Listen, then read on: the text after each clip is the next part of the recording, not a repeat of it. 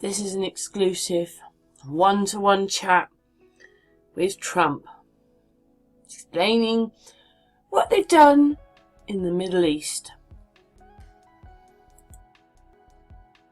There were large-scale attacks planned on U.S. facilities, but he didn't go more specific. Don't the American people have a right to know what specifically was targeted without revealing methods and sources? Well, I don't think so, but we will tell you that probably it was going to be the embassy in Baghdad. You saw that happening. You saw it with all of the men, very few women, circling it very strongly and very viciously, knocking out windows and trying to get in, and they were close to getting in. And I called out the military. They said, we'll have it there tomorrow. I said, nope, you'll have it there today. We're not going to have another Benghazi on our hands. To amass power and wealth. Now, omissions like that make all the difference in how the Iranian leader is portrayed. It means the difference between a warmonger and someone opposed to war.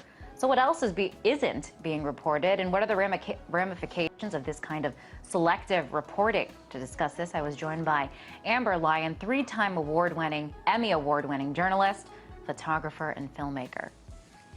Well, I really worry here that the United States public is being led into another potential conflict with Iran, the similar way that we were led into the Iraq and Afghanistan wars, because you're starting to see the mainstream media really overhype the situation in Iran and omit important facts like what you just showed, Liz, where Ahmadinejad was saying that there are options for peace. But if you go back and you look at the way that CNN and other mainstream outlets covered that, they ignored that part of the speech. And if you look at all the propaganda being fed to the American public right now in terms of Iran, we have movies here coming out, Argo, Ahmadinejad was saying that there are options for peace. But if you go back and you look at the way that CNN and other mainstream outlets covered that, they ignored that part of the speech. And we've got the mainstream media oversaturation of coverage of the Iran situation. And,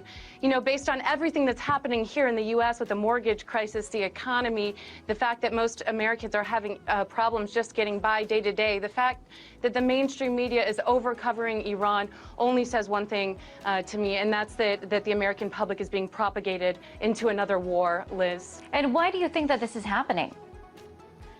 Well, I think that it's a use of propaganda, and this is something that goes back to the terms weapons of mass destruction. The American public was fed that phrase over and over and over leading into the Iraq war, and now we're starting to see it as far as nuclear weapons and Iran goes in the U.S., Liz, and I just fear that the public is continuing to be fed propaganda that unassuming Americans don't realize they're being fed to lead us into another potential conflict.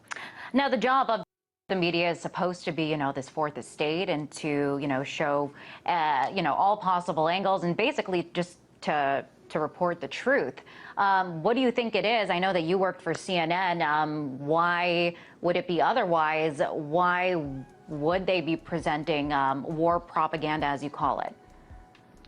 Well, I really can't speculate as to exactly why this is going on, but I can tell you that when I was working for CNN, we did have a documentary that we aired on the Bahrain situation, and that's where we have our naval base, which is right across from Iran, so we strategically want to keep that naval base, and it was very difficult to get stories on about Bahrain. I even came out a couple weeks ago talking about the censorship of that documentary on CNN International. And above all, Liz, I feel that the American public is not being fed the true story about what's going on in this region, and it's very dangerous, because when the public is constantly fed messages that are potentially leading us into a war that may not be necessary, it's not fair to the American people, and it's not fair to journalism, because the truth isn't being told here. What's being told here is the way that these networks networks want to spin the truth,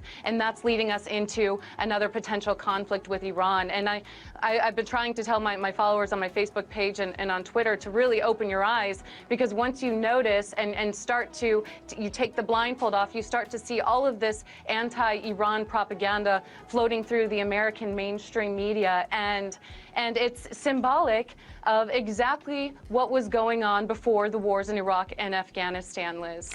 Now, we do have a clip of this documentary that you filmed. Want to take a look at it, and then we'll talk more about the documentary and the way CNN reacted to it. The protesters seem to have disappeared from Bahrain's capital, thanks to the intense military crackdown.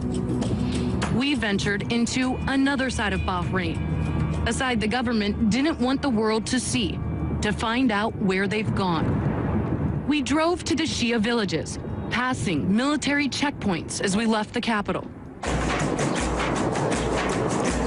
So we're gonna hang out with these protesters for a little bit.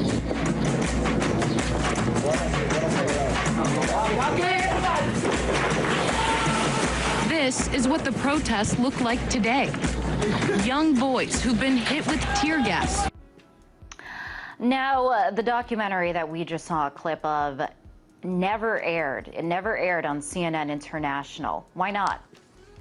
Well, I still haven't been given an exact reason as to why it didn't air. I went and visited with the president of CNN International, Tony Maddox, twice on behalf of my dumbfounded crew, and we were never given an answer. And so I started investigating the situation, Liz, after several employees who'd been at the network for years approached me and said, you need to look into this, there's something going on. It's very strange they're not airing your documentary.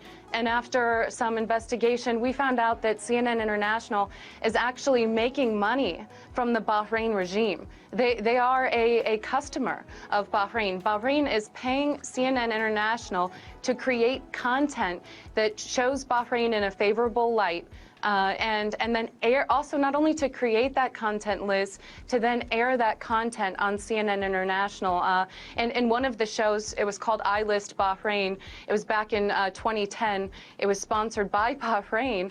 And Richard Quest was live from the country for a week talking about the Formula One race and how progressive Bahrain was and how the Crown Prince was a reformer. Well, we saw in February 2011 that under the Crown Prince's rule, the military troops shot and killed unarmed protesters in broad daylight. And this is very dangerous, because what CNN is doing, and they're not only taking money from just Bahrain, they've also produced similar content for Georgia, Kazakhstan, and other nations as well, Lebanon.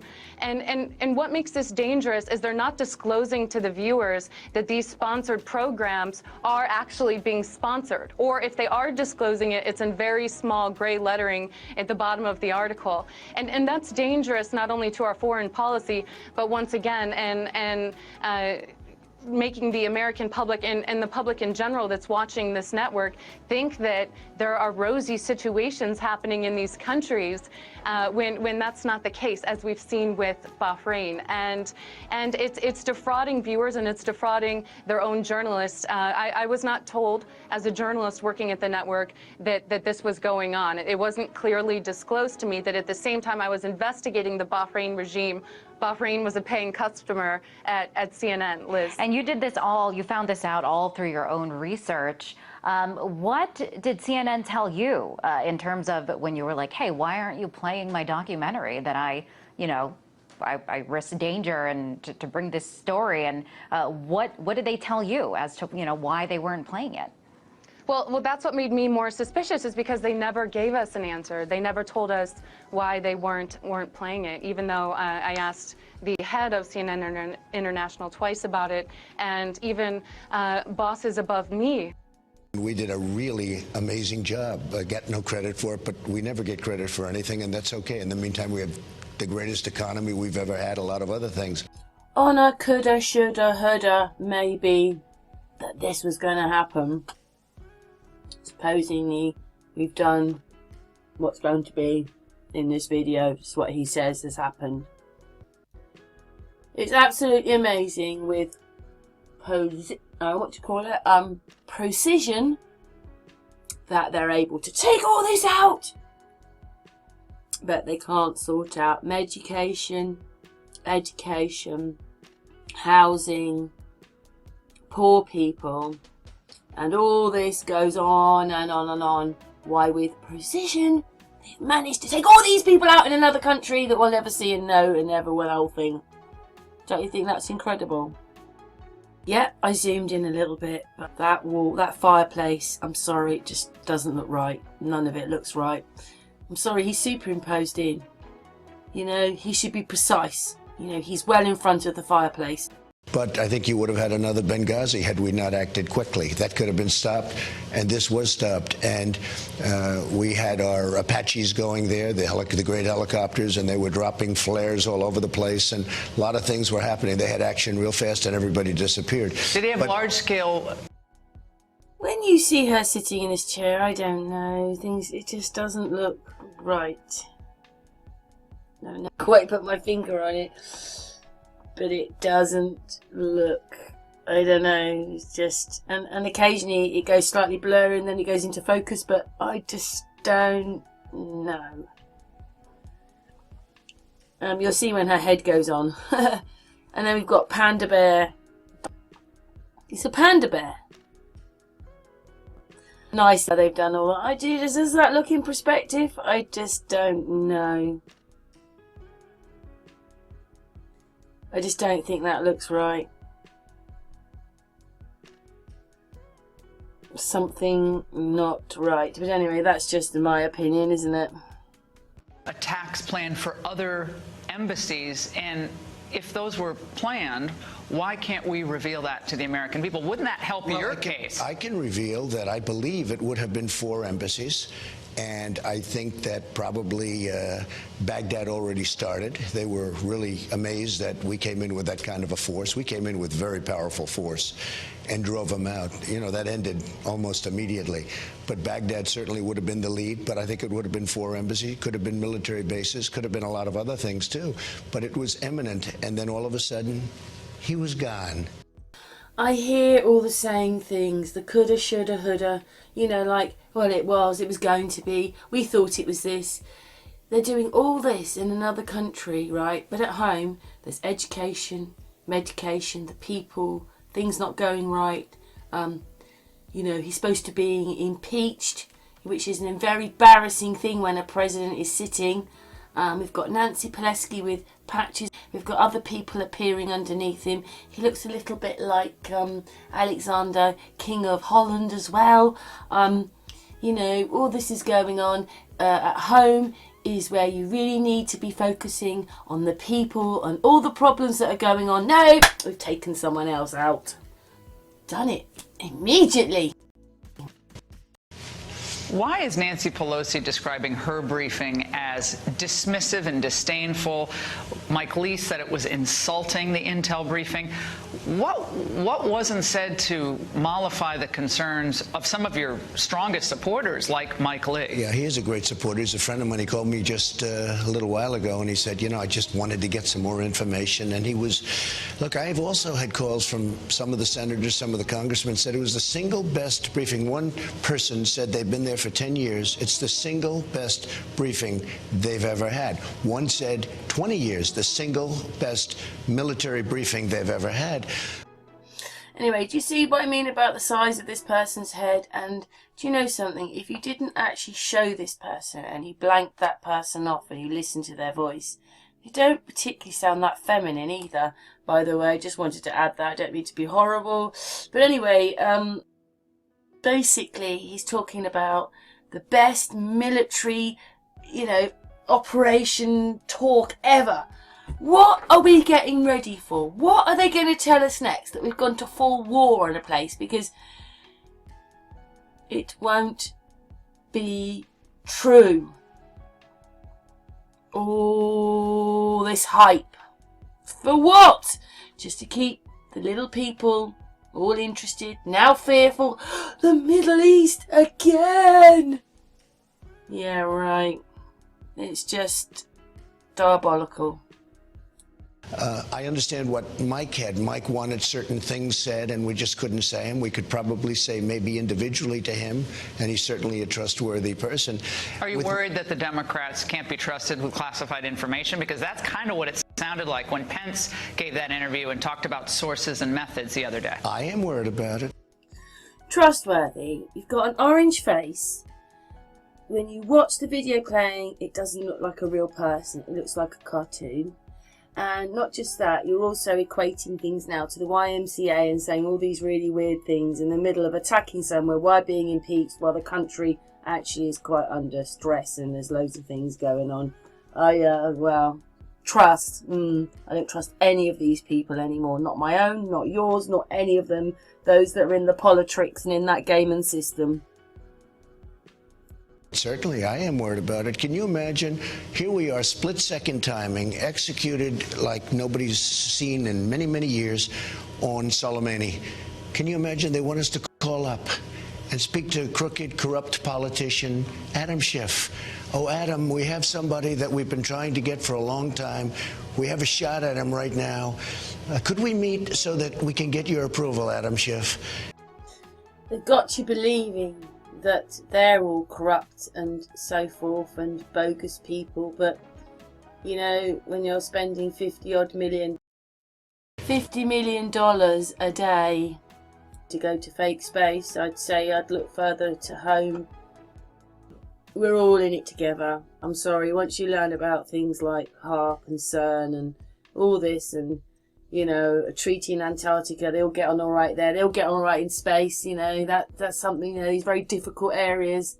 You know, you don't want two astronauts together and suddenly their countries are at war, but they're never going to go to war. We're not going to war with these people. I've told you about Amber, when basically she thought she could put her documentary out, and basically she learned that she actually tried to expose everybody. That's assuming that she's real, but she tried to expose them all to say that they were buying the news. All the countries are buying the news.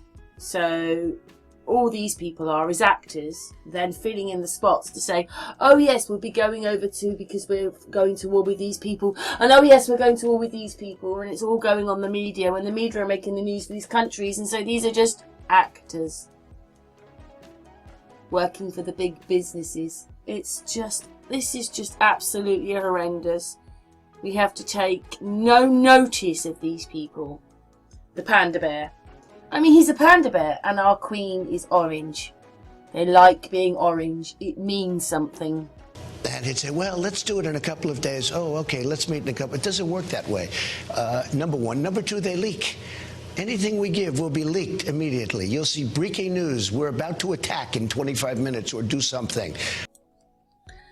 When you see that he is all over the press, he is everywhere on every station talking, whichever it is, press release, whatever, I'd say he quite likes talking to the press, because this is what this is all about. So it's the other way round. They never tell the truth, do they? And by the way, I'm not somebody that wants to attack. I probably could have attacked 5 times, 10 times, having to do with Iran. I've been very guarded because I don't want to do that. But we may have to do something. We have to be in a position where we can do it, even from the negotiating standpoint. But hopefully it won't be necessary. We have tremendous sanctions. They're doing very poorly. They have riots all over their country. And they could straighten it out easy, but it's up to them. There was so much I took from this originally, because she's basically saying that the press are bought. So can you make me a war? Can you make me a disaster? Can you make it good? Can you make it this? Can you make it that? But in reality, what she's telling us is that it's just bedlam in these places. So there is two sides to this, because how much is she or they telling the truth? Because on one hand, you know, like, I was so relieved that somebody had stood out and told us that the press were being bought and that they're making the news for us. But on the other hand, she's just told you that it's not very healthy in these places, and what it is because they're buying the news, they're covering it up. And now Trump can go, I'm going in there and I'm going to sort it out. So, but I just know that this is all a game and none of it's true for any of us. But I'm just so relieved that somebody stood up and said that the press is being bought. Because don't forget, you know, everybody knows what they know. They asked her a question, and I'm not interested in all that. I just know this bit. But again, she could be a plant in there to tell, because really what you're listening to is it's actually really bad there, and they're covering up and pretending that it's something else because they don't want to leak it out to everybody else how bad it is there. But when she said that the press are being bought, that bit I do believe, and unfortunately we're never ever going to know the truth, and I'm sorry the rest are a bunch of actors helping it. Why they weren't playing it, even though I asked the head of CNN International twice about it, and even bosses above me told me they didn't have answers for me and I'd have to go searching for those answers. So that pretty much, as an investigative reporter, tells me that something's going on. And so on behalf of my crew, who, you know, I got to get to the bottom of things, Liz. I mean, we had fixers and drivers in Bahrain who are currently now have been laid off because they helped us film that documentary. Some who are continually still harassed. Doctors Without Borders employee who actually drove us into these villages to show us doctors who'd been beaten by security forces. He risked his safety. Several months after our documentary, his home was burnt down, and in part activists say because he helped CNN with that documentary. I mean, these sources, these people on the ground did not know that at the same time CNN was taking money from this regime to make rosy content that would negate their content. And they risked their lives, and I feel like CNN owes them an apology, as well as an apology to viewers and its own journalists for defrauding them with this information, Liz. Wow, Amber, really, really eye-opening, and really appreciate you coming on the show and telling us all about this. That was Amber Lyons, 3-time Emmy Award-winning journalist, photographer, and filmmaker. Listening to what she says, the bit she may not understand is that the people that are doing the rest of the things to the other people aren't probably the people that she thinks they are. They are the same people who are selling the news. It's they're all part of the same thing, and she may not have realised that. I don't know what's happened to her now, but this you can find on the internet, all over the internet. Thanks for watching. Leave your comments below.